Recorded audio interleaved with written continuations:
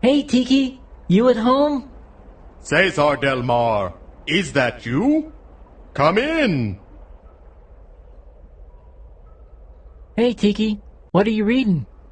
I am reading a novel that I borrowed from Alexander Selkirk, but it is very odd, very weird. Weird, far out. How is it weird? There are some things that I do not understand. Maybe you can help me with them. Sure, dude, lay 'em on me. This one sentence says, Gregory was so tired, he collapsed like a sack of potatoes. That's not so weird, dude. What don't you understand about that? How can anyone be like a sack of potatoes? It is impossible, and it confuses me. Oh, I see.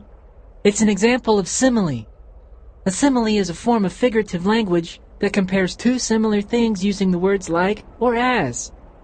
So, when I say that something is like something else, or as something else, I am using a simile? Right.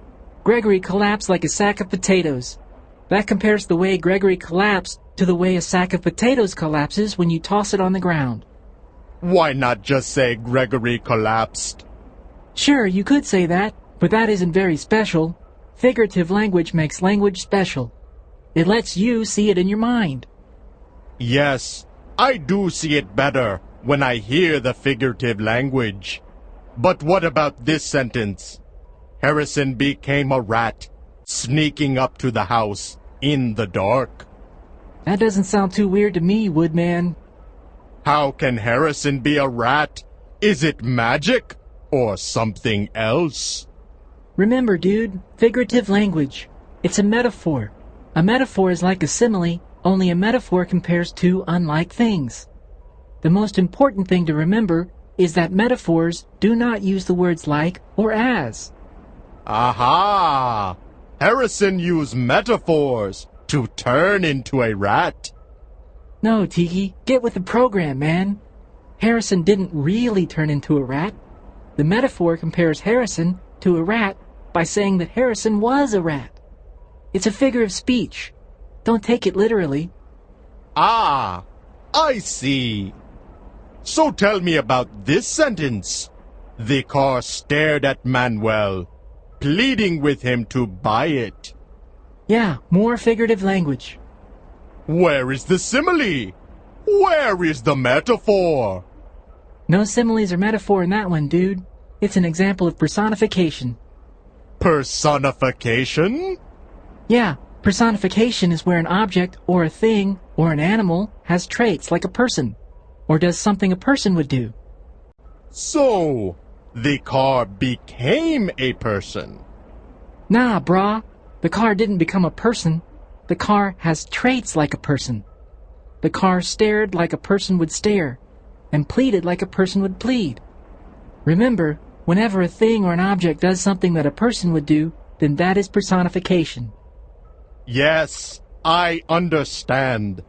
It is hard to believe that inanimate objects could do things like people do things, but I will believe you, Cesar Del Mar. That's cool, dude. So what's next? I have one other sentence that puzzles me. Janice sat down to eat a hamburger the size of Greenland. Man, that sounds like a good burger. So what's wrong with that? How can anyone sit down and eat a hamburger the size of Greenland? I don't even know how big Greenland is, but it sounds pretty big. Is this another example of figurative language? Right on, right on. It is an example of hyperbole. So, hyperbole is good? Well, hyperbole is good if you want to use figurative language to make an effect or emphasis. Whenever an author exaggerates in an extreme way, that's hyperbole. Thank you, Cesar Del Mar. You have helped me the size of Greenland. Yeah, you need to work on that figurative language, dude. Ha ha ha! I get it. You are using hyperbole, aren't you? Right. You guessed it.